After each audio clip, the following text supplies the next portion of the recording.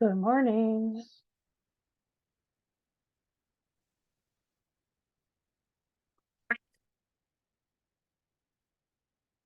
Hi, how are you? Good morning.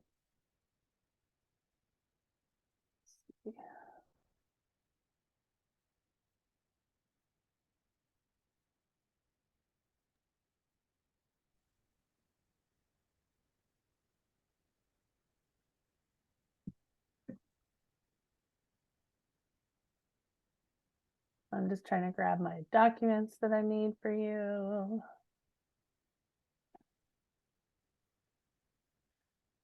How was your weekend?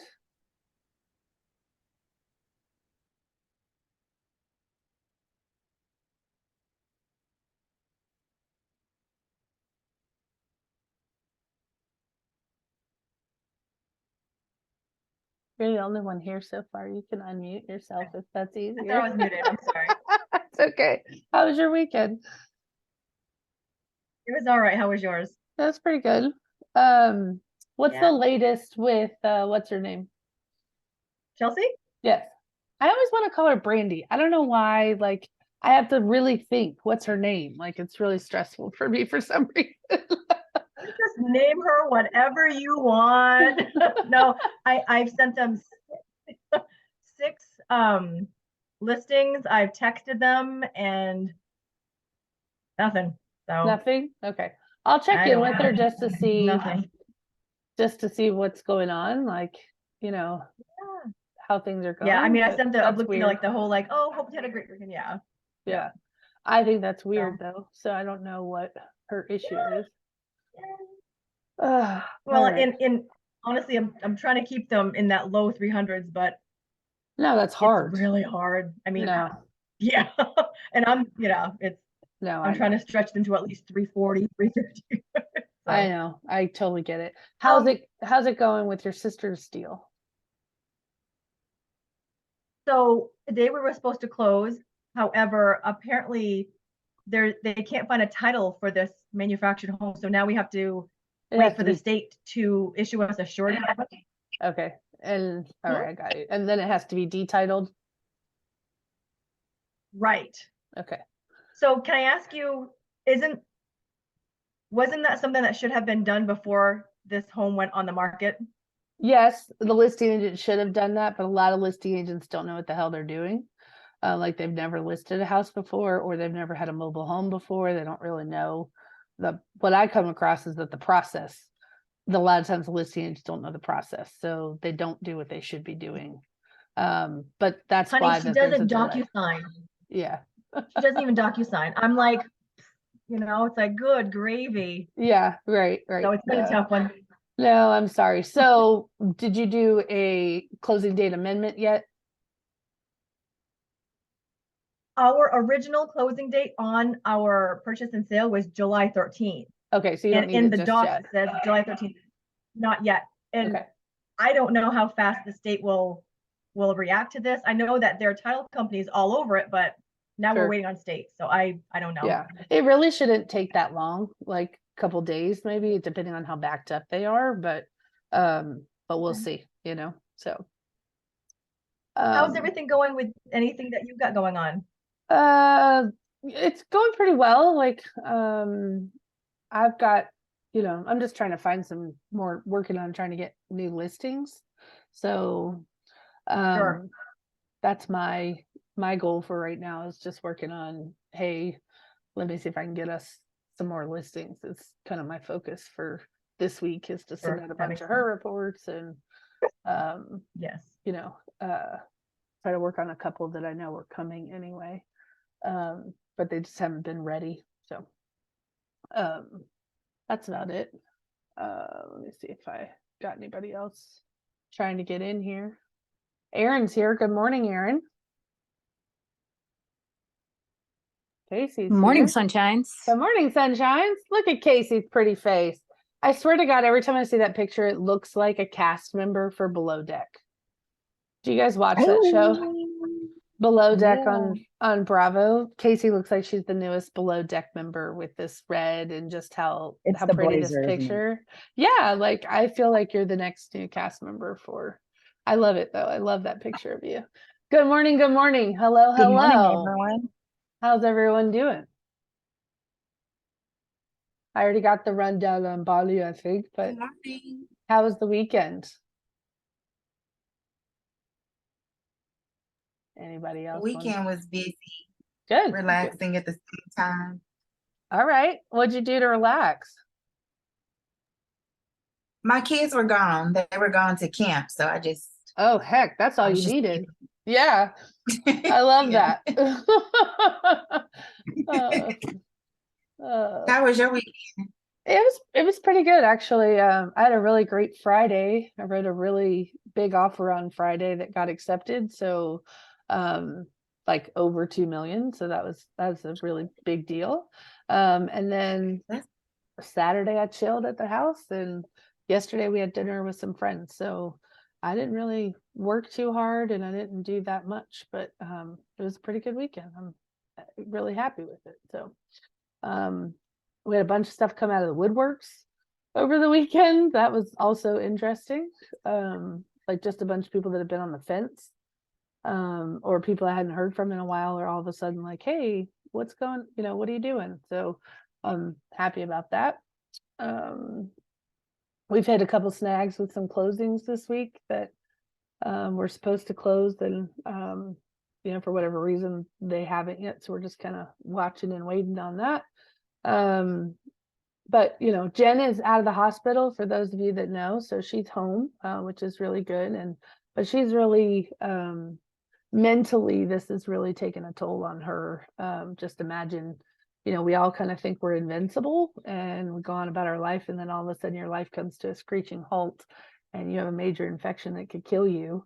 So it forces you to, kind of face things, and so much is out of your control when it comes to medicine. It's just, but I talked to her a little bit this morning, and she was just crying and sobbing. So keep her in your thoughts. And if you want to drop a card for her or whatever, I'll certainly get you guys her address if you want. But she's just really having a hard time just dealing with all of it. It's a lot of unanswered questions and not knowing how everything's going to go. So, but I'm grateful that she's out of the hospital at least, because I think that was also adding to her mental state. That's just not cool, So, with all of that to be said, this is going to be a great week, I think, personally. I'm excited about this week. I think we got some big stuff in the works this week, and you guys are hustling. So I'm excited to hear what's going on with you guys. This week, we are talking about scripts that work versus scripts that don't, obviously. I am uploading this document for you guys so that I can drop it in the chat for you. If you'll give me just 1 second. Anybody have anything else they want to share while I'm grabbing your documents?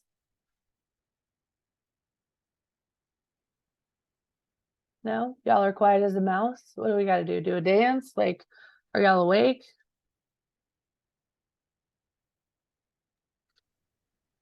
No? You do a dance, Laura.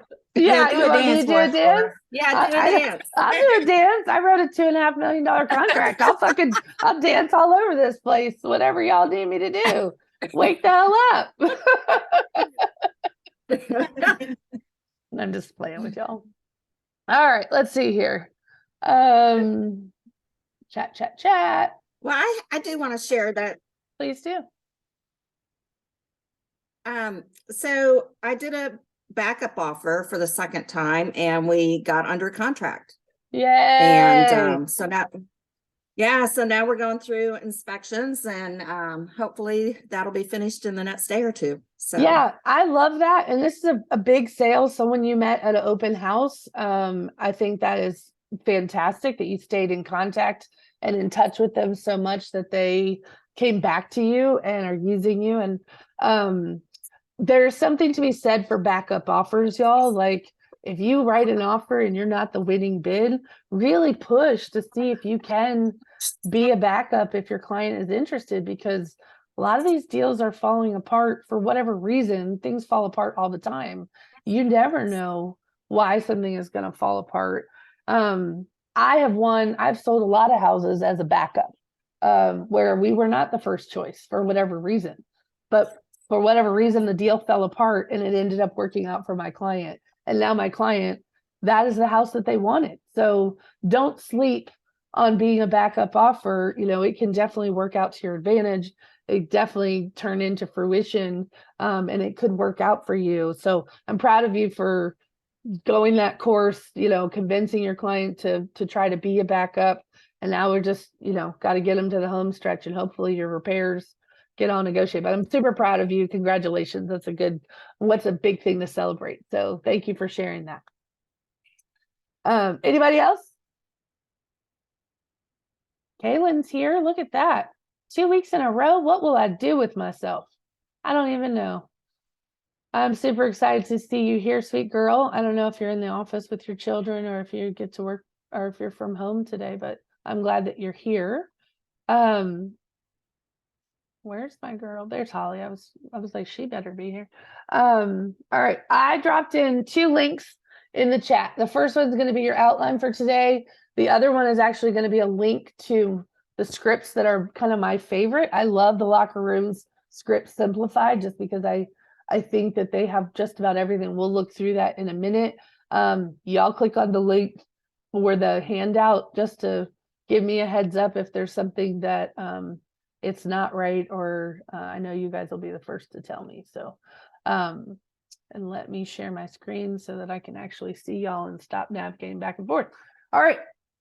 This week, scripts that work, and why they're really important. So I think I've kind of shared this with some of you guys before, but I want to reiterate to you. Thank you, Val, for letting me know you got it. Why scripts? So a lot of agents will tell you, I don't love scripts. I hate scripts. They sound like a robot. But let me tell you what scripts do. Scripts give you a foundation, especially if you're brand new in the business, or even if you're not brand new, but you don't really get a lot of objections, or you don't know what to say to somebody. Scripts give you the language where you don't have any. And what I love about scripts is that they give you a framework for you to work with. And then you can improvise that framework, make it your own, add your own personality, add your own language, make it personal to you. But if you don't know what to say to somebody, the script will help guide the conversation. And that's what I love about scripts more than anything, is that you have kind of an outline of how this conversation should flow back and forth.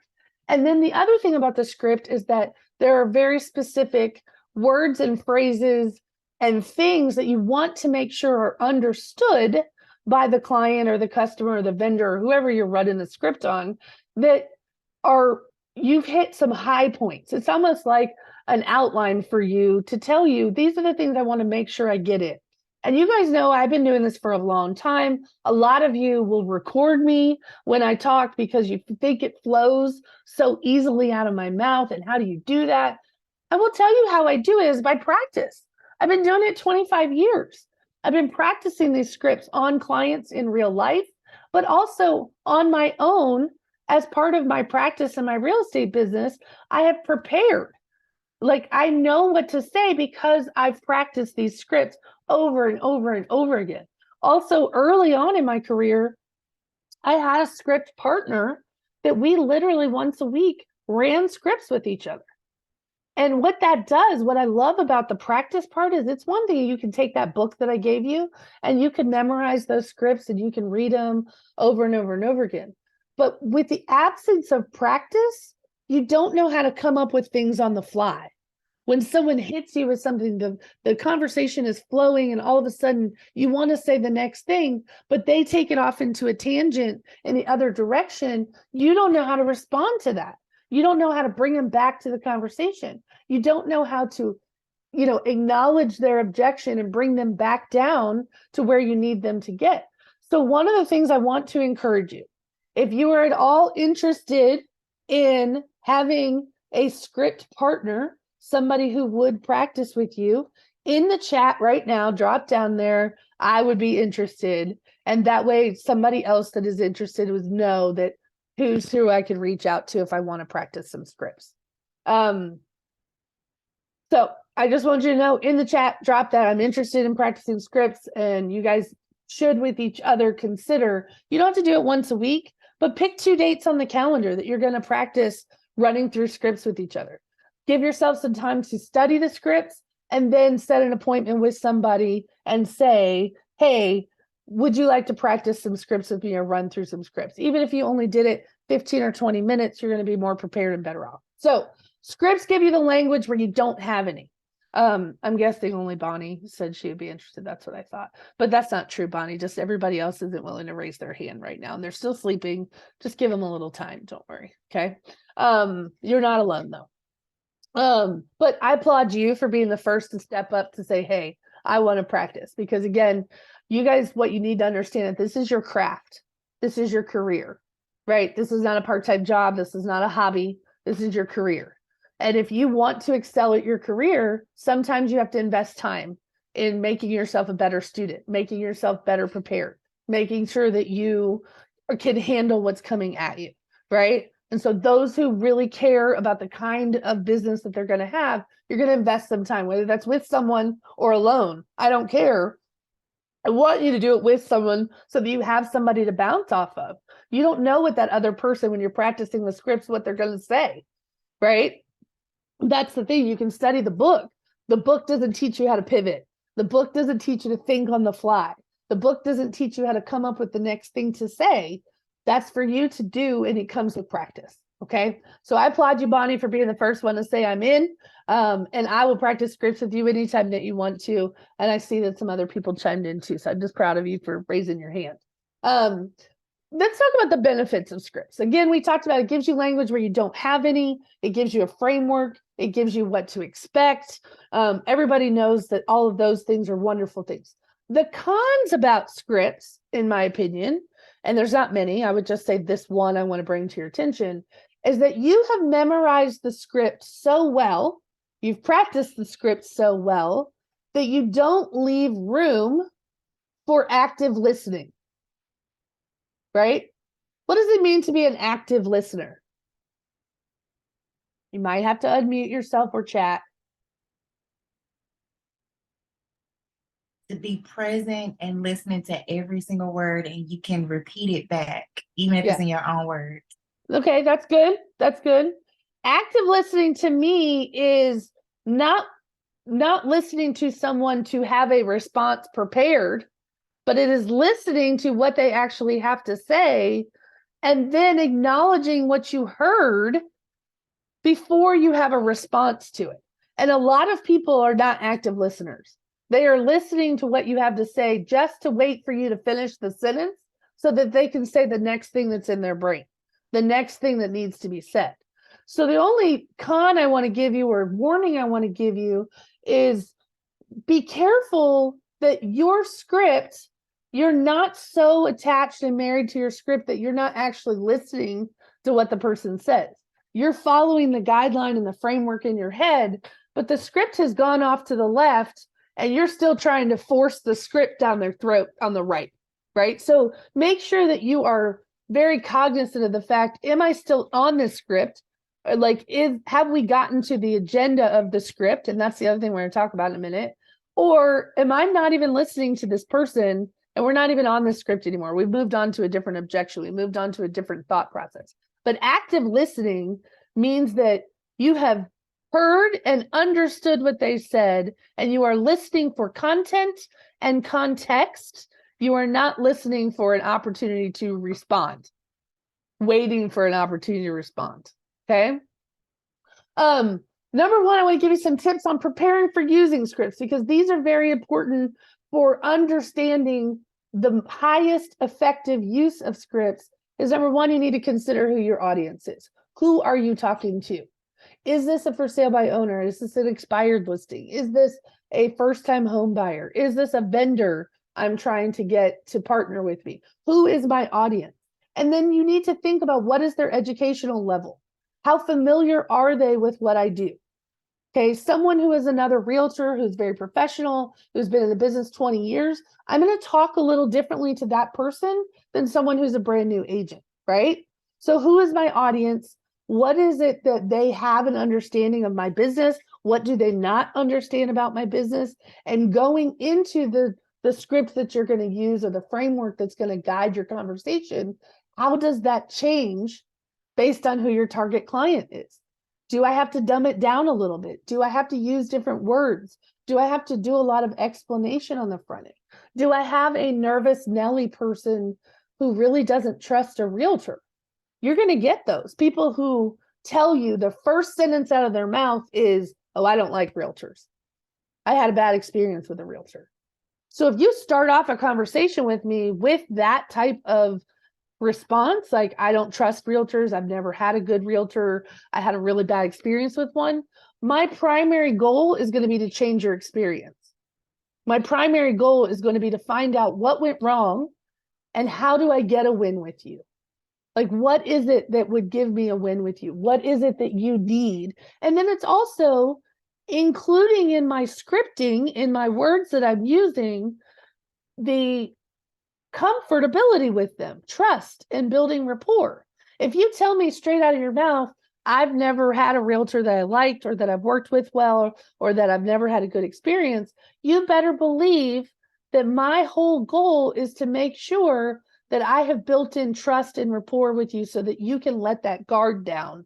You can open the gates and let me in. You can be a little bit more vulnerable with your thoughts and feelings and how you're approaching this, because I'm going to prove to you that I'm not like the rest. Does that make sense to everybody?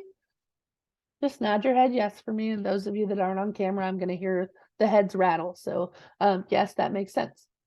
Avoid jargon is a big one.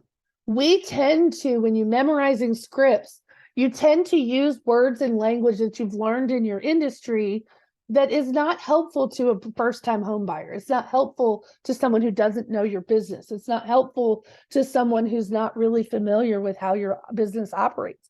Jargon is basically language that is very specific. It's like if I said, do we have a CTC yet?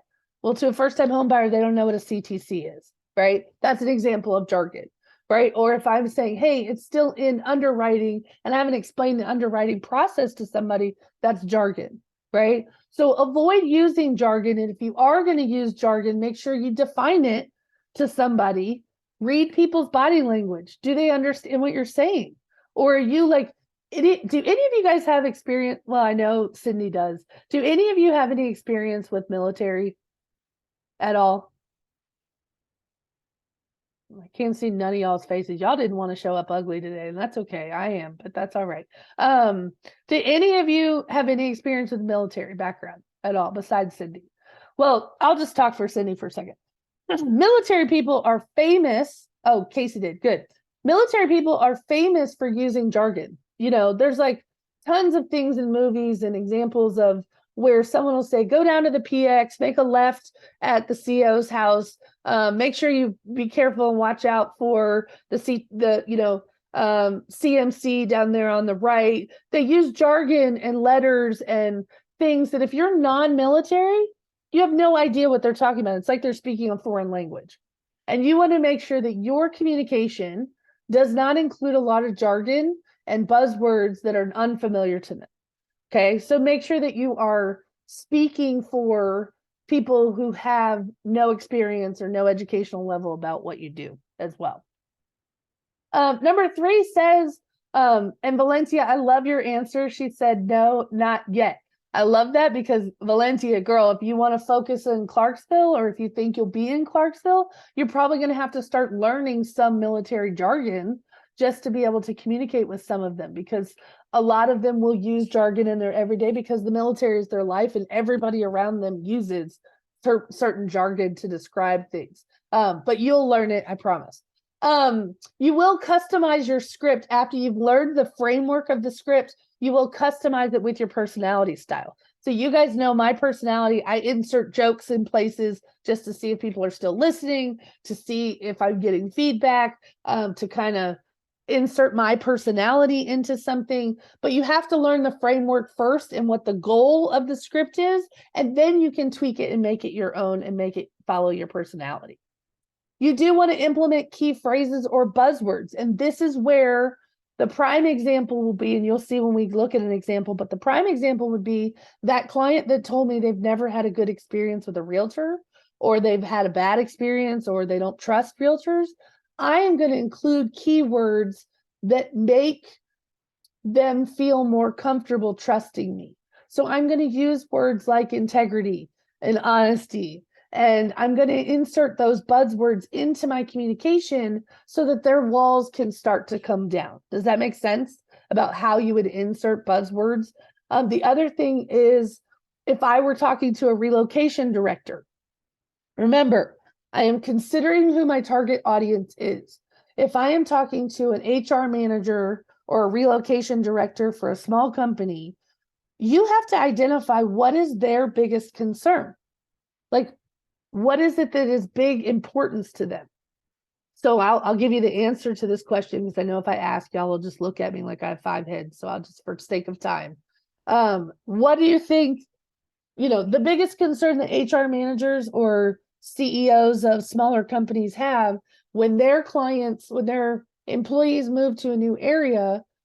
Their biggest concern is, how quickly can I get my employee assimilated into a community and back to work efficiently and effectively as quickly as possible, right? That would be important to a CEO or an HR manager. Like, when your people move to new towns, they're not as efficient, they're not as effective. They're going through a transition in their life, and transition affects productivity, right?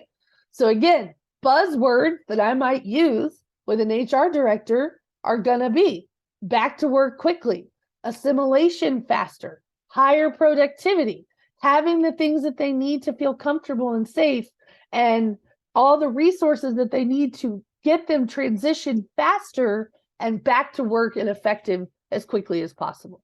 Does that make sense? How I'm inserting buzzwords that apply to what is their concern? That's one example. But if you will consider your audience and make sure that you are thinking about, what is the biggest concern for this person? What is the biggest obstacle that I have to overcome? And then insert the keywords and buzz phrases and, well, key phrases and buzzwords, or backwards if you want, like me. Insert those things that apply to what their biggest hurdle is. That's sales skills 101, y'all. That's not even about scripts. That is, do you know who you're talking to?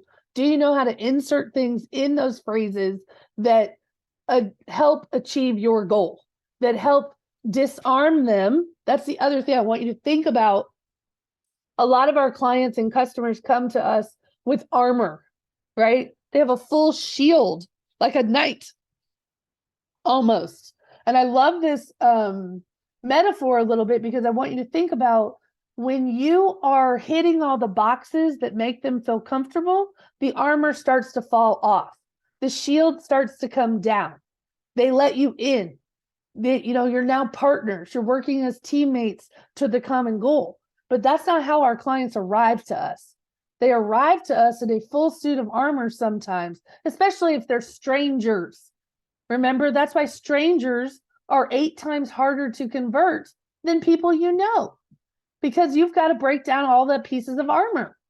The strangers have that because they've had some kind of experience. They don't trust us. We sit right above the used car salespeople in terms of the perception of honesty and trustworthiness of our profession.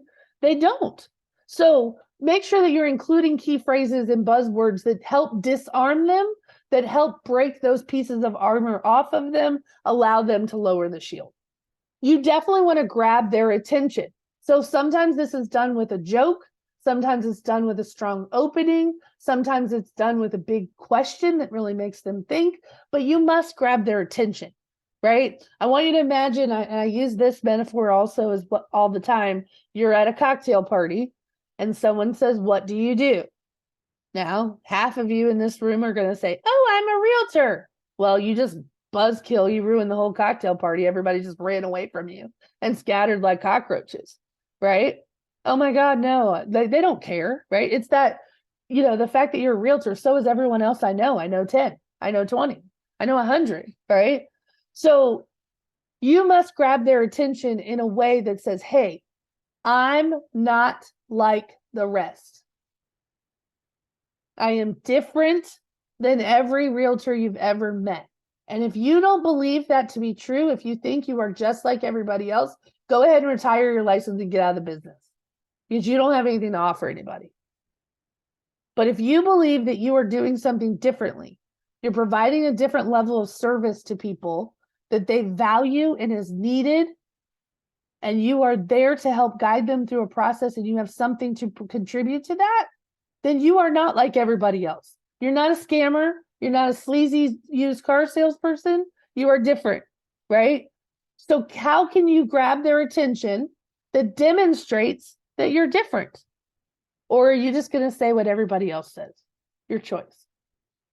Candace, I love your question. This is another class that I will teach in our next round of group coaching. It's called an explanation of service. And what you're going to do is get really good at answering a question, which is, what do you do for a living? And if your response is, I'm a realtor, you've already lost, right? But let's say my response is, I help women accumulate growth through the purchase of real estate. I help first-time home buyers in Clarksville accumulate wealth for their family by buying real estate. Or I help sellers sell their home so that they can transition to the next phase of their life. If I want move up buyers or move down buyers or whatever that is. You have to get very creative of explaining who it is that you serve and how you do it in a short, concise elevator pitch. And it has to be interesting. It has to be engaging. But that is called an explanation of service. And that is something we will actually do in the next module, not in this next workshop, but in group coaching 4, which will be one of those is explanation of service. You just cannot, I'm just telling you right now, if your response is I'm a realtor, you've already lost. Because there's nothing exciting about that. There's nothing interesting about that. There's nothing that sets you apart from the perspective that these people have about what it means to be a realtor. But you have to dig deep and say, who do I help? How do I help them? And what is the evidence of my contribution? And so it is literally like a 2 or 3 sentence explanation that you're going to string together that is very concise and very specific and relatable. So I'll give you an example of a financial advisor. So a typical explanation of service would be, I believe that, and I said the financial advisor, but I'm actually going to use real estate for a second because you guys have a hard time sometimes when I take you off to a different industry, you don't know how it applies to real estate. But I believe, and it always starts with an I believe statement instead of when someone says, what do you do? People will work with you based on what you believe, not on what you do, right? So I believe that the fastest way to accumulate wealth is through the purchase of real estate. I believe that the best legacy you can leave for your family and the highest, the fastest route to long-term wealth is through the purchase of real estate. So an I believe statement leads into telling me more about who I help and how I help them and what's the evidence of it. But it always starts with a belief statement. So you as agents can start thinking about, what is my belief statement in terms of what I do, right? So if Erin Milstead is on the call, if she wanted to come up with an I believe statement for her business, it might be, I believe anyone applying for a mortgage should have an easy process with someone that they trust, with products that, give them lots of options, in a safe environment or something. Like a belief statement would be like, what is it that I believe you should achieve or you should be able to have? When I own my firm, my real estate company, my belief statement was that I believe every agent should have access or should work in an environment where they're valued both personally and professionally and have all the tools and support that they need to be successful. I want you to think about other brokers. Do you think that that's the statement that other brokers say? They don't have a belief statement. They just say, hey, come work for me. But imagine how that separated me in my recruiting because I told you what I believe instead of what I do. Does that make sense? I know we just went off on a 10-minute tangent about an explanation of service, but I want you to start preparing to yourself and thinking about for yourself, how do I explain what I do without making people scatter like cockroaches? Right? How do I make it interesting? How do I describe who I work with in a very quick, concise way that also incorporates some information about me that tells people what it's like to work with me? Because here's the thing with the belief statement. If you know right up front what I believe and you don't believe the same thing I do, I don't have to spend any more time courting you, trying to get your attention. I don't have to schedule any more meetings with you. I don't have to have coffee with you. I don't have to have lunch with you because I've told you right up front, this is what I believe. This is who I help. And if you're not it, we don't have to spend a whole lot of time together, right? I don't have to waste a lot of time, or I don't have to invest a lot of time in somebody who doesn't believe what I believe, right? If we are fundamentally opposed to each other in our belief system, you know that right away. Okay. We'll talk about this another time. It was a very good question, Candace. Thank you for asking that. Build rapport and credibility. And again, in your scripts, you're going to be building rapport because you're answering kind of their objections. You're answering the questions that they probably have. You're also inserting credibility. And here's the fastest way you can insert credibility. Most of my clients, ... A lot of my clients, ... I've had clients in the past that ... Right? I am inserting evidence that I've done this before. Now, can you still do this even if you've never done this before? Yes. Because you still have clients, even if you haven't closed anything. You've maybe shown a house, you still have people that you've worked with. They could be clients from a previous industry. It doesn't matter, but you're inserting instant credibility when you start saying things like, my normal process is, or most of my clients opt for this. A lot of my clients do that.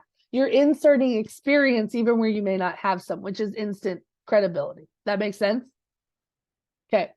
Actively listen. We already talked about that. You are not listening to respond. You are listening to understand. Okay. Be flexible and adaptive. This is the part where, like I said, you can learn a script, but you cannot marry yourself to the script because you don't know how the conversation is going to go. Your client might have super ADD and you might be on like step 3 of the script and they're over here in Kuwait and you're still over here trying to force the 4th bullet down their throat, right? They've already moved on. They're not even listening to you anymore. That's not even their concern anymore. You've got to be able to read their body language. You've got to be adaptive and flexible to the script that you learned. And remember, the script is just to help give you words where you don't have any. But you must be flexible. You must be adaptive. You should engage the prospect or the client and set up the next step. This is also sales 101. So what I mean by this is when you say engage a prospect, you cannot talk at them like I'm doing to you right now. You have to ask questions. You have to get them talking and then actively listen, right? But you also have to, the sales 101 is the closure, which is the part y'all suck at. And I say y'all as a formative, collaborative group of realtors who have minimal sales skills. And that's just because that's not part of your training unless someone like me teaches it to you, right? But what I mean is that the next step would be, hey, I've really enjoyed meeting you. When is a great time for us to reconnect so that we can talk about your goals? When's a great time for us to connect to start looking at houses?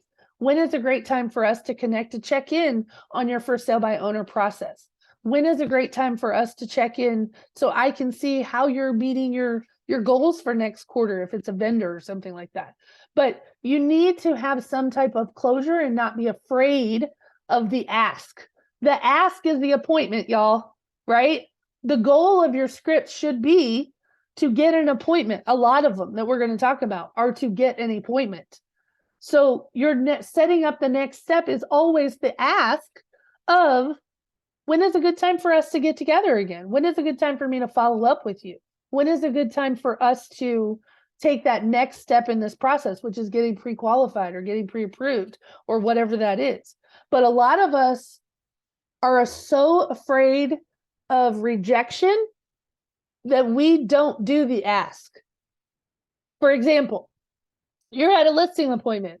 You've done your full-on presentation. Everything has gone well. You've asked them lots of questions. The seller says, thank you so much for coming. And you gather your stuff and walk out the door. And then you go home to collect Social Security to wait for that seller to tell you that they've hired you. Is that right? Does that happen? Yes. The close, though, is, have I given you enough information to feel good about your decision in hiring me to sell your home? The close is, have I told you enough to feel confident that I'm the right person to market and sell your house, that you're ready to go ahead and sign my listing agreement today? The close is there anything I haven't told you to feel good about hiring me to be your realtor?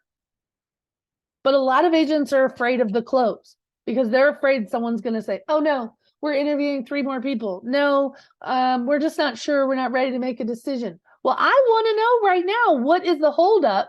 I want to know what the objection is. I want to know why you're not ready to sign my paperwork today. What is it that you still need to do? And I'm okay with you interviewing other agents. I want you to, because I promise you, when you interview them, you're still going to feel good about hiring me, right?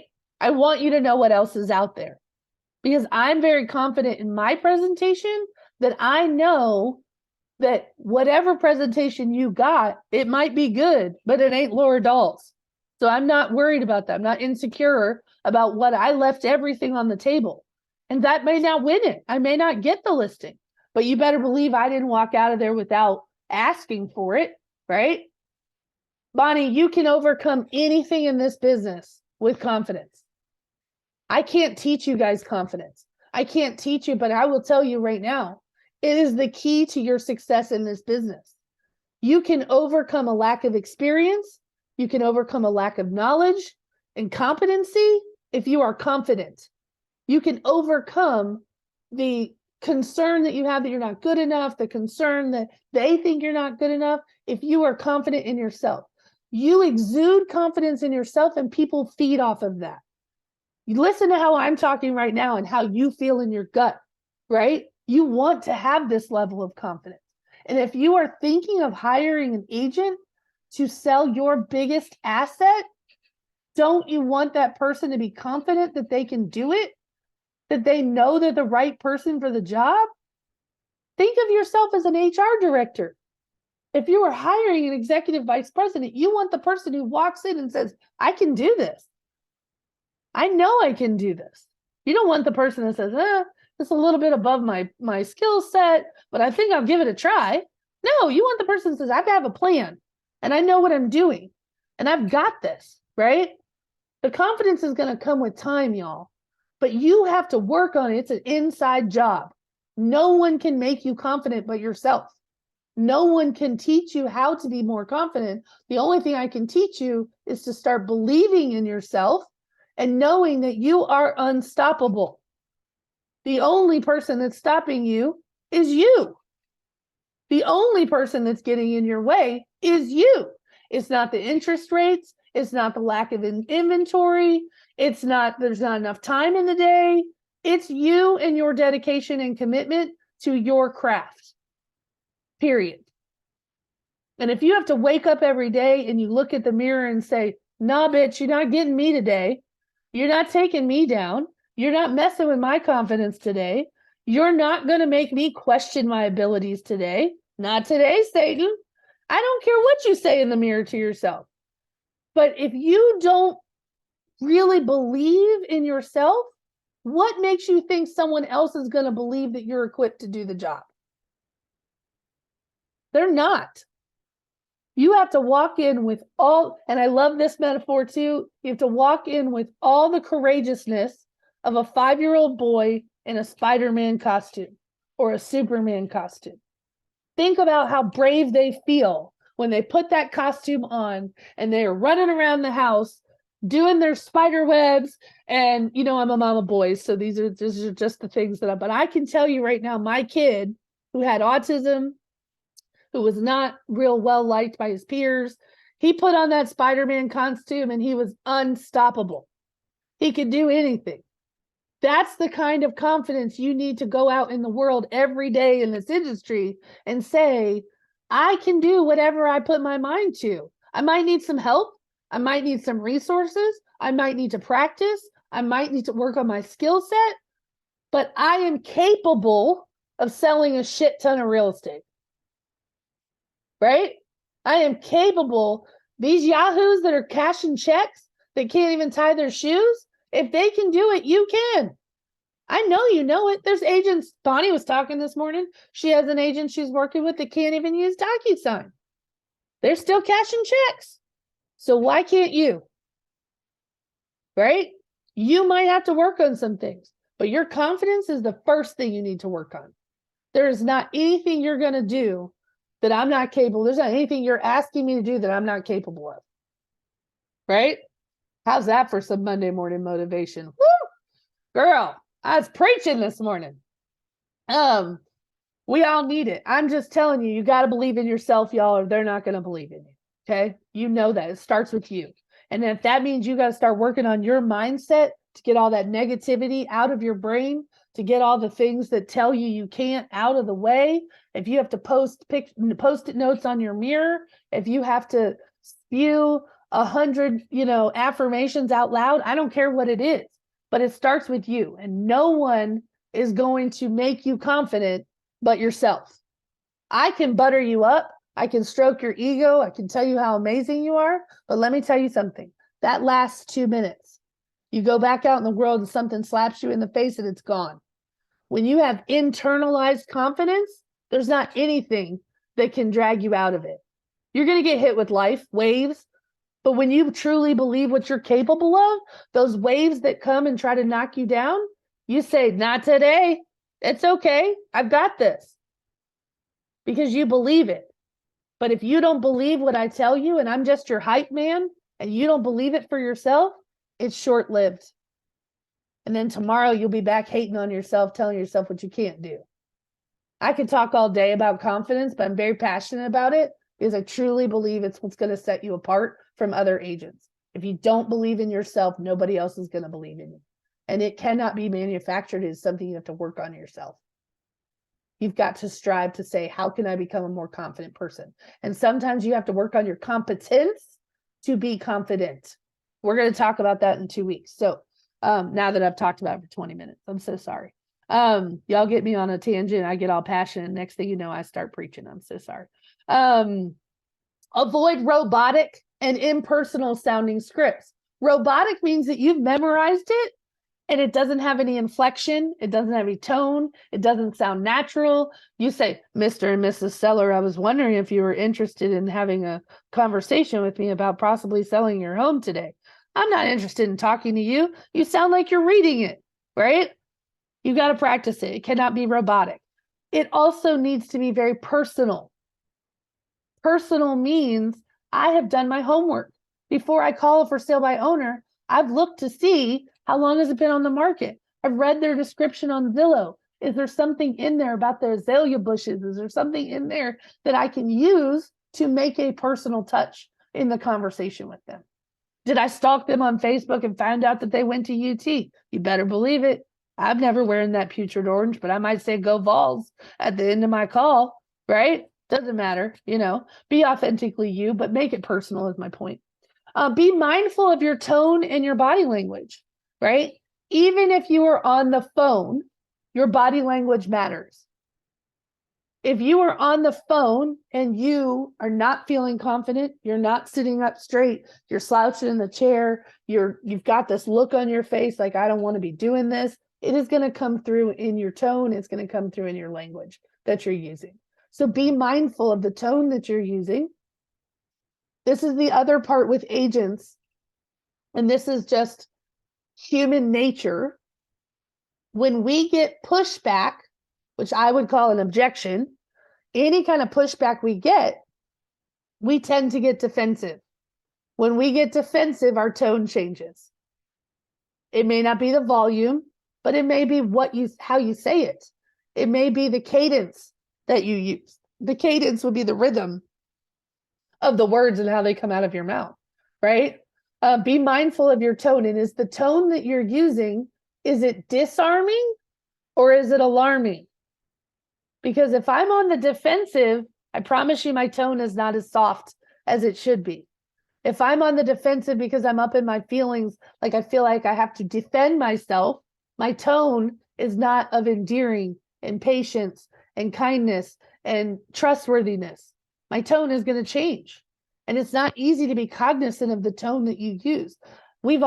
Most of us have all been in a marriage, but in your relationships, think about how you talk to your spouse. You don't mean to say something the way you say it. It's not even what you said. It's how you said it. We've all done it. Or your kids. Girl, I'll smack that kid into next week if he talked to me in that tone of voice again, right? Like with that kind of attitude. It is a natural thing. And I want you to be cognizant of the fact, am I disarming or am I alarming with my tone? And my body language matters, especially if we're on a Zoom call or if they can see me face to face or if we're in person face to face. What I mean by body language is if you're trying to disarm someone, lean in. If you're in a person-to-person meeting and you are feeling that they are feeling a little distrustful or that you haven't broken down their walls, lean in. It's a natural body language to say, when I lean in, it is a disarming kind of tool. It will help you build rapport with people. Move your chair closer to them. There's lots, open your body language to be receptive to what they have to say. Not with your arms folded and, well, let me explain this. No, I've never been accused of something like that. No, right? But lean in, soften your stance, soften your posture, soften your tone, right? All of these are good tools, tips, and techniques for just communication in general. And then practice makes perfect. You are only going to get as good as I am until you practice it for 25 years, or you practice it with 2,500 clients, whatever it is that you're doing. But practice is going to make you better. Practicing the pivot is going to make you more prepared. This is why you can read the scripts and study them and be familiar with them. But until you practice them with someone else and you don't know what they're going to say, that is teaching you the pivot. That is teaching you how to respond. But if you're memorizing scripts, you don't know that every script is not going to go that way, right? It just gives you a framework, gives you an outline. Any questions on the first part? Comments? We all feel ready to take on the world. I know I see Cindy's got her cape ready. She's about to go out into the world. Valencia, were you saying no feeling like contribute talking about tone, like when you say things, is that what you meant? Yes, that's what I meant. Like it's no feelings at all in their tone. Right. Yeah. And sometimes our feelings take over the tone. That's the other part I want to warn you about is like sometimes our feelings take over our bodies. Like again, when we're frustrated with clients, when we feel like we're being misunderstood, when we feel like we have to defend ourselves because I'm not like the rest of the used car salespeople, sometimes that takes over my tone and I'm not as soft as I could be. And so I have to keep a little post-it note sometimes in my office that says soften, because I can be a little harsh. I can be direct. I can come off as being abrasive. And that's not my personality at all. That's not ever my intention to be abrasive. And so I have to keep a general reminder that sometimes I need to soften. Sometimes I have to change the tone. Sometimes I have to change the cadence a little bit so that it doesn't come across as aggressive. And sometimes I have to be okay with sharing my emotions with my client to let them know that they're safe with me. Sometimes I have to be equally vulnerable with them to say, it's okay. I've got you. I've been here before. I've seen this before, right? That's also how you insert, just like where I was telling you, insert instant credibility by saying a lot of my clients have done or choose or want, or we've done this before with a client. That's the other thing is saying, I've seen this before. I understand where you are right now. I've been here before. But you say that with a slower tone. You say that with a softer voice. You say that with empathy, and you say that with emotion, and that's okay. All right. 7 most important scripts I think you should have. The first one is basically just an introduction. This would kind of be like the first time you got a lead on Real Geeks or wherever, you have to call somebody and say, hello, I'm Valencia with the Music City Experts team of Benchmark Realty, blah, blah, blah. You need to have a script that tells you what to say. When I call a lead, a prospect, someone I've never spoken to before, that was called cold calling. What do I say and how do I say it? What are the most important things I want to convey to them, right? I promise you, if your script is, hi, I got your name and number. I saw that you were looking on our website. Let me know how I can help you. Here's my number, and you hang up, you might as well have just not even bothered calling, because that does not tell me who you are. It doesn't tell me why I would want to call you back. It also does not really portray any confidence that you're the one that I want to hire, right? There's nothing special about that. But if you have, this is why I love video text as an introduction. Instead of a regular phone call, they can see your body language. They can hear the tone of your voice. They can see your face. They can see how you're holding yourself and carry yourself.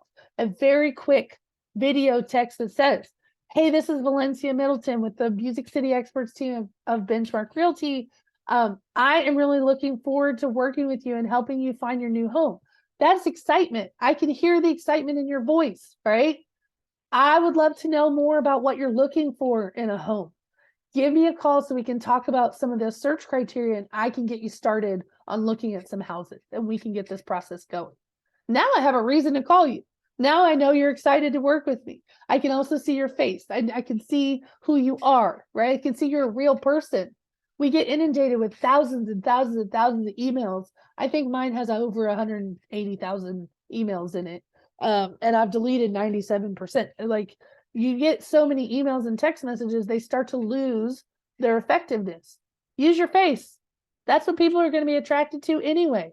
They want to see who they're talking to. They want to know that you're a real person. You should have one for expired listings, although most of you don't work expired listings. But I will tell you, the script for an expired listing is basically, I see that you have attempted to sell your home in the past.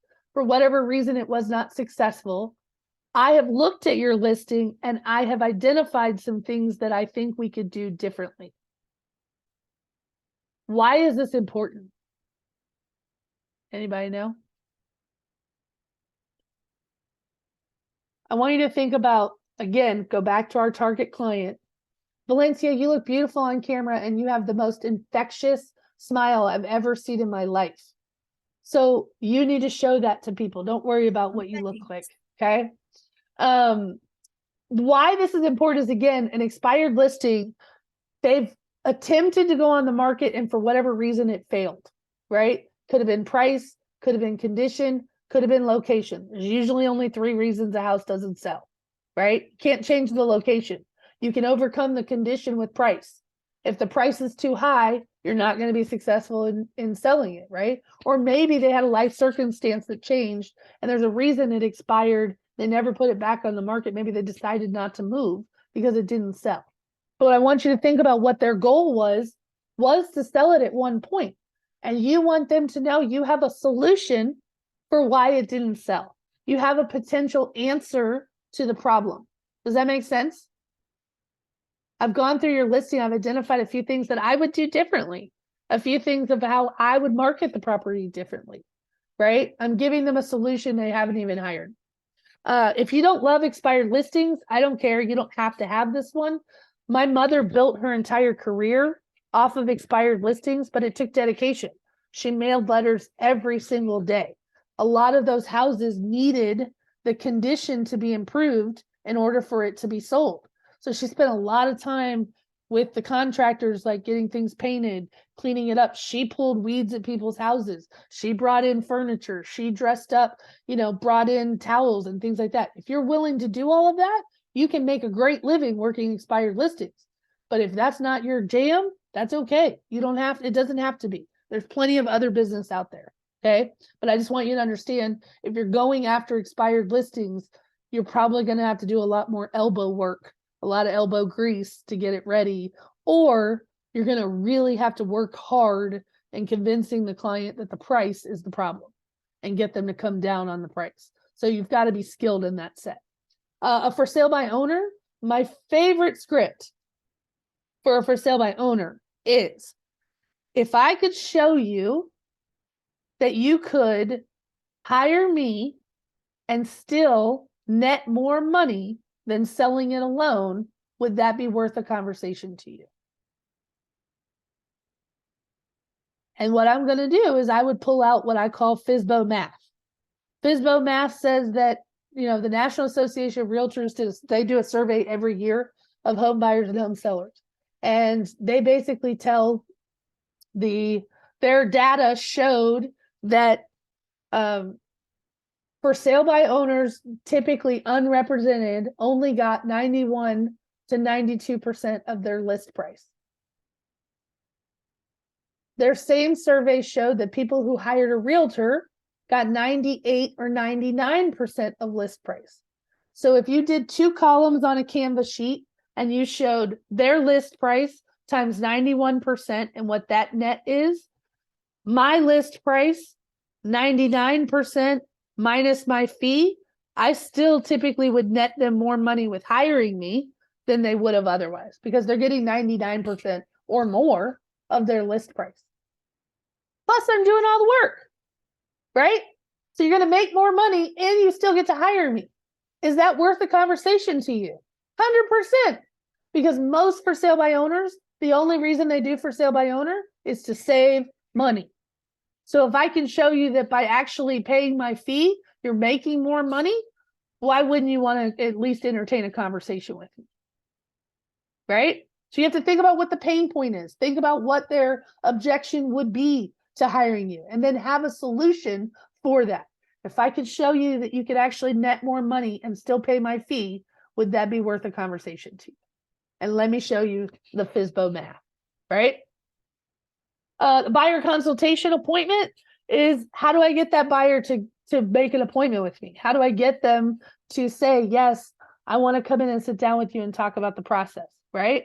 You basically want to say to that buyer, like, hey, I'm super excited that you're going to be searching for your first home. Have some freaking feelings. Be excited for them, right? Be energetic. I cannot wait to be helping you through this process. I would love to talk to you a little bit more about how I work, what you can expect, what working with me is like. I also want to prepare you and talk about market conditions so that you're prepared to understand what it's going to take to buy your first home. When is a great day for us to meet so that we can talk about these things, right? A listing presentation, obviously, that is a script in and of itself. Getting the listing appointment is a script, but actually sitting down for the presentation is another script, because there are certain points that you're going to need to cover in your presentation that I think is very script-like. I want to answer the 4 questions all sellers have. All sellers have the same 4 questions. I don't care if it's a $150,000 house or if it's a $1.5 million house. They all have the same 4 questions. How much is my house worth? How long is it going to take me to sell it? What are your fees, or how much is it going to cost me to hire you? And what are you going to do to market and sell my home? If you answer all 4 of those questions, you have done your listing presentation. Right? Price reduction for sellers. This is not an easy one. You should have a script. Let's say you poured over this data. We all have. It's the hardest thing we do is to put a price on a listing, and you have come up with a range that you feel confident you can sell this house in. And that owner wanted to go beyond the range that you gave them, and you reluctantly took the listing even though you knew that it was overpriced, because you thought very confidently that you could get a price reduction. Your job now is to present to them the facts and the data and show them that in the price range that they're in, we're not getting the attention and the activity that we need. And you need to say, I truly believe that we need to be priced in this range. We tried it at your price. That price has not been effective. we now need to try it based on my experience, what is telling me that I feel like we need to reduce the price. The other part with reducing the price is giving them what's the advantage of reducing the price? When we reduce the price, it's almost like we're going back on the market as brand new. It shows up on the hot sheet as a price reduction. It shows up higher in the algorithms on all those Redfin, Zillow, realtor.com, because it had a change in the price. It shows up higher in the results. So it's almost like going back on the market as new. If you focus on those things, the client is now not focused on the fact that they just lost $10,000. It was $10,000 they never had because nobody bought their house at that price. But you got to stay focused on the benefits of the price reduction and how it can increase traffic, and not focus on the fact that they just lost $10,000, because they never didn't lose $10,000. They never had it. Y'all following me with that? And then following up and nurturing leads, you have to have some scripts on what to say after you made your first 4 phone calls and this person is really not super responsive to you. What do you say to get them to respond to you? What do you say to them to get them to move towards a buyer consultation appointment? Or what do you say to get them to actually call your lender and go through the pre-approval process so that you know you're moving towards the sales cycle? You need to have a script for that as well. Hey, I've been trying to reach you for a couple of days. I know you're super busy. I'm super busy too. If you just let me know when's a good time for us to chat, I promise I won't take more than 5 minutes of your time. I just want to make sure that you have everything that you need from me in terms of understanding how this process works. My favorite one is a message that says, I'm so sorry. What did I do wrong? And they look at you and go, you didn't do anything wrong. I'm just not in that much of a hurry. Okay, great. Now I got something to work with. You answered me. You responded to me. But when I ask, what did I do wrong? They're going to reply to you and go, oh, no, it's not you. I've just been super busy. Okay, well, I got you to reply to me. Now I can move into the next phase. I got one on the hook. It's like fishing, right? You throw the line out there. No, but I'm just wasting worms at this point. No, but you haven't answered me. What did I do wrong? What you did wrong was nothing. You're just trying to get them to respond to you, right? But you do need to have some scripts for how do I follow up on these leads. Lastly, before we jump into the scripts, and I know I'm already at, because y'all got me preaching, I'm already at 11 o'clock. So I'm going to go kind of quickly. I'm only going to keep you in about another 6 minutes. So memorizing scripts is not about reciting them verbatim, but rather internalizing the key concepts and flow of the conversation. What is your goal in the conversation? How does the conversation flow from you to the client? Ensure that you understand the purpose and the intended outcome of each script. What's my goal? Is it to get an appointment? Is it to get them to call the lender? Is it to get them to at least consider hiring me? Is it to get them just to respond to my phone call? Is it to get them to give me feedback on listings I've sent them? What is my goal? What's the intended outcome? Is maybe my outcome only just to check in with them to see if they're doing okay? It's like I'm going through my database, just following up and checking up on people. My outcome is actually to shake the money tree. I want to try to find some people in my database that are ready to buy a house in the next 30 days, right? How do I ask that question without saying, hey, are you ready to buy a house in the next 30 days? No, what you do is you look for life events. Hey, is anybody in your house, is anybody that you know just got engaged, right? Is anybody that you know just announced that they're expecting a baby, right? You're looking for life events. You don't say, hey, are you looking to buy a house in the next 30 days? There's other things that indicate they're going to buy a house in the next 30 or 60 days. You want to ask those things, right? You want to understand the outcome of each script so that you can adapt and respond naturally to the different scenarios. Scripts should serve as a framework, not a rigid set of lines to recite. The other link I gave to you is actually for, I gotta scroll. The other one is for the Script Simplified workbook, which basically has all kinds of scripts that I think that you're going to use. So I want to point out a couple in here and just kind of talk to you about a few of them. You'll see that there's one for sale by owners, there's one for expired listing, but there's several in here that depending on why you need it, like what are you going to do differently? If you have a seller who's maybe having second thoughts about selling, if you're trying to get a win-win partnership with a vendor, an insurance person, a financial advisor, something like that. Welcoming guests to an open house, asking if they're working with an agent. I'm going to skip to this one for a second because y'all already know how I feel about this one. And I should have already told you. Let's see here. Welcoming guests to the open house. Let me scroll down to, are you working with another agent? This thing says, have you seen the inside of any other homes lately? Which is interesting. It's a good way to ask it. It's like, have you seen the inside of any other homes? It's basically, has anyone else been showing you homes? That's what it tells me, right? That's okay. Have you been contracted with a buyer's agent? That's pretty much the one I use, but I don't word it like that. The way Laura Dahl words it is, have you signed a contract hiring someone to be your agent? Right? To me, that's more normal. It's more natural. Have you contracted with a buyer's agent? They don't even know what that means. To me, that's jargon a little bit. They don't understand that, right? Who's your agent? I'd like to thank them for sending you by our open house day. I think that's assumptive. You don't even know that they have an agent, right? But if they told you they had one, that could be a response.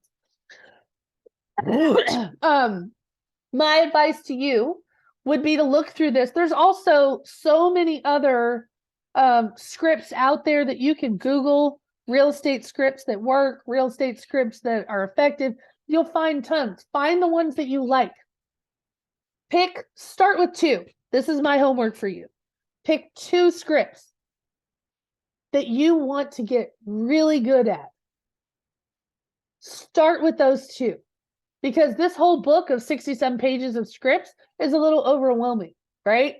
But you can just pick 2 and say, I want to get really good at these 2, and then move on to 2 more. But start with 2. So tell me real quickly in the chat or unmute yourself, what 2 scripts do you think you were going to focus on? Which ones do you need help with?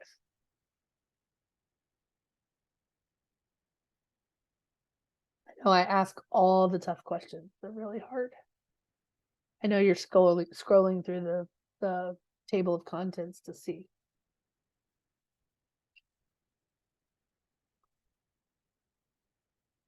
I'm going to give you a tip.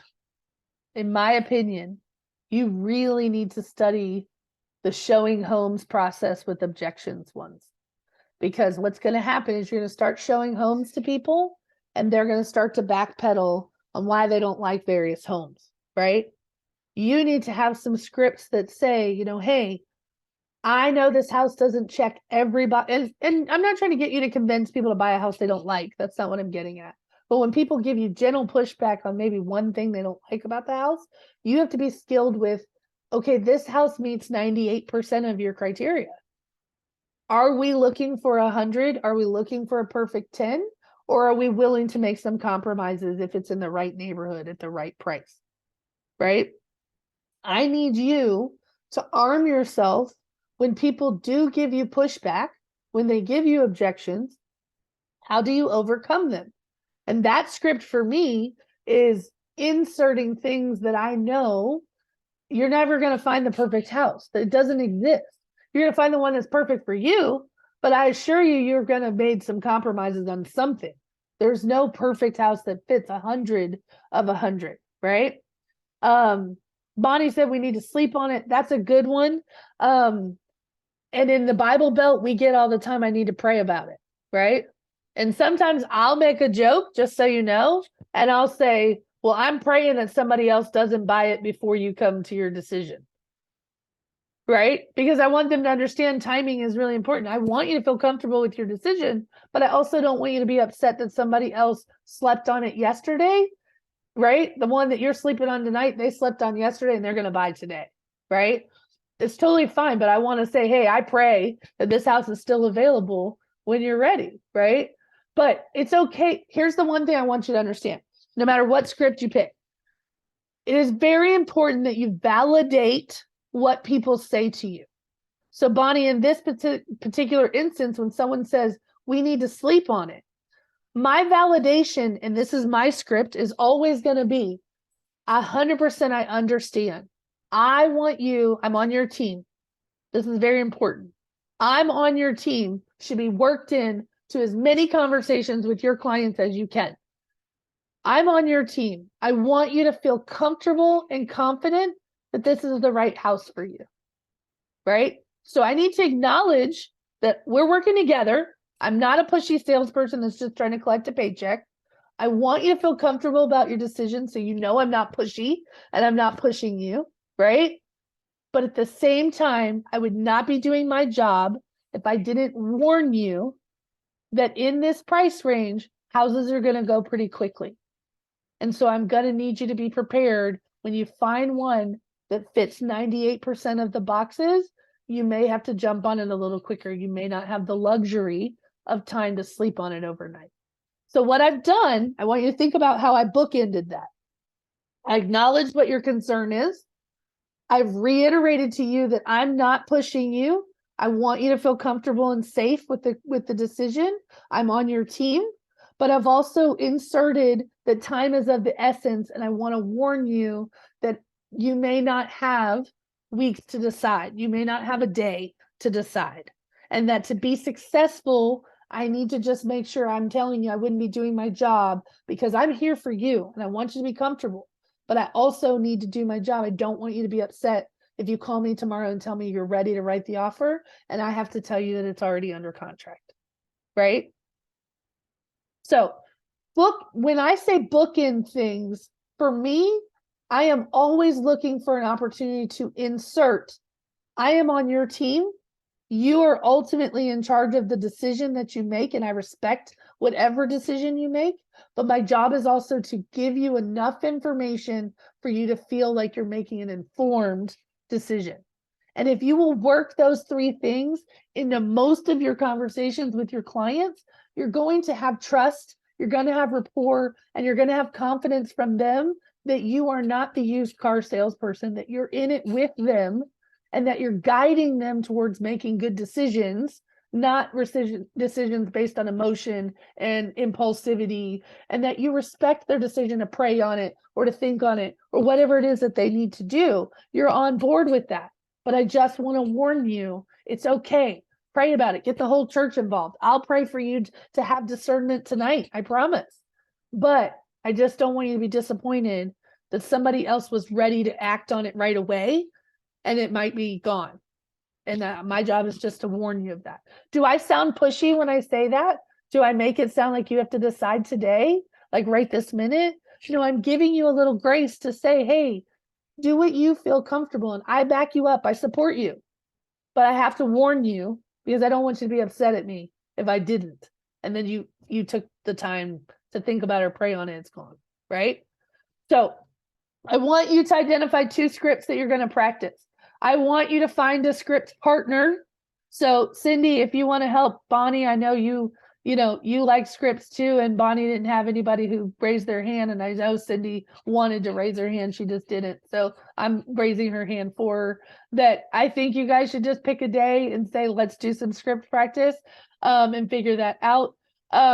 I would highly encourage you to go through this book. There are monthly contest scripts. So like if you go down to page 35, I can't get there that fast, but they had scripts for database. So like January was a make me move January, call your database. So this is giving you things like an outline of what kind of things, if you were calling your database, it doesn't matter that it's January. I'm just giving you advice. If you need to call through your database, these are some things you're going to say. Hey, do you guys have any big, but I'm going to look at it and I'm going to think about it. It's summer. If I'm calling my database in the summer, I'm asking every one of them, do you guys have anything fun planned this summer? What are you guys planning on doing? Right? And then I'm going to follow up because of who I am.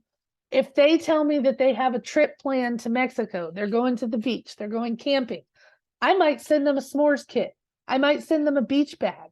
I might send them, floaties for their kids, like arm floaties. I might send them a pack of those stupid diapers they wear in the pool. Whatever the stuff is but I'm listening. I'm actively listening to what they're doing. And then I'm demonstrating to them that I heard what they said and I wanted to love on them slightly. That is how you take a conversation and you move it to a power move, right? I know it takes money. Don't misunderstand me. But if you picked one person a week, could you spend $20 on somebody a week? I would spend that on a bar tab times 5, usually, right?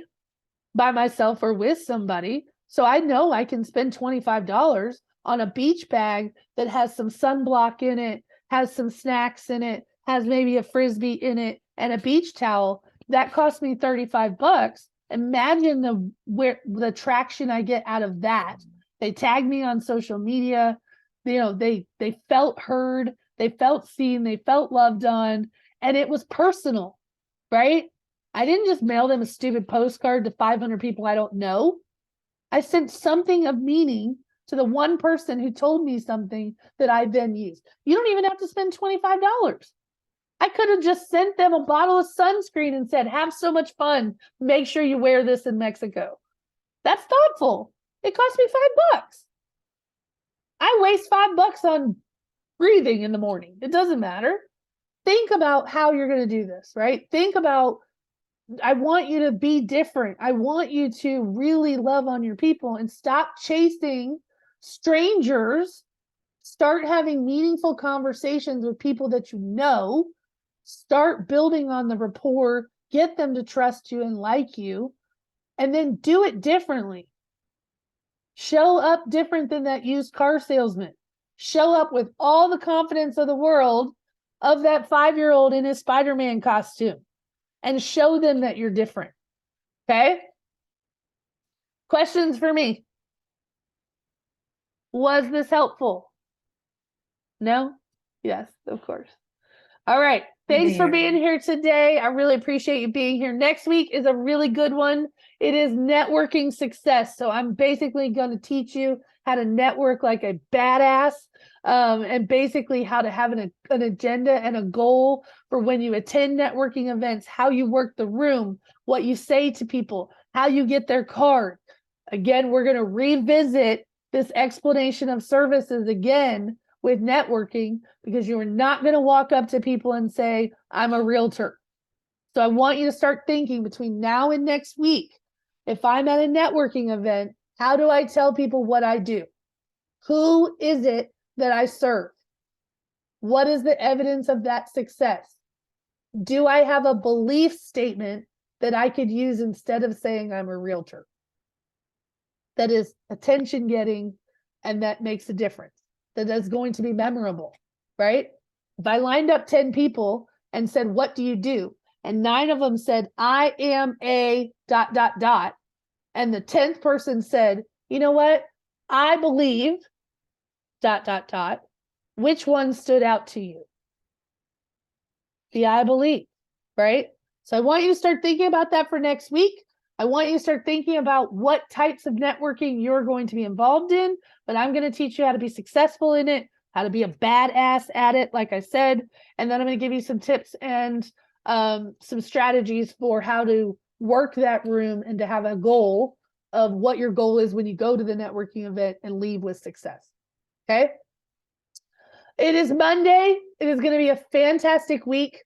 I want you to go out there with all the confidence in the world. And if you have to fake some confidence, you call me and I'll give you some of mine. But you're going to go out into this world and you're going to go find some opportunities this week.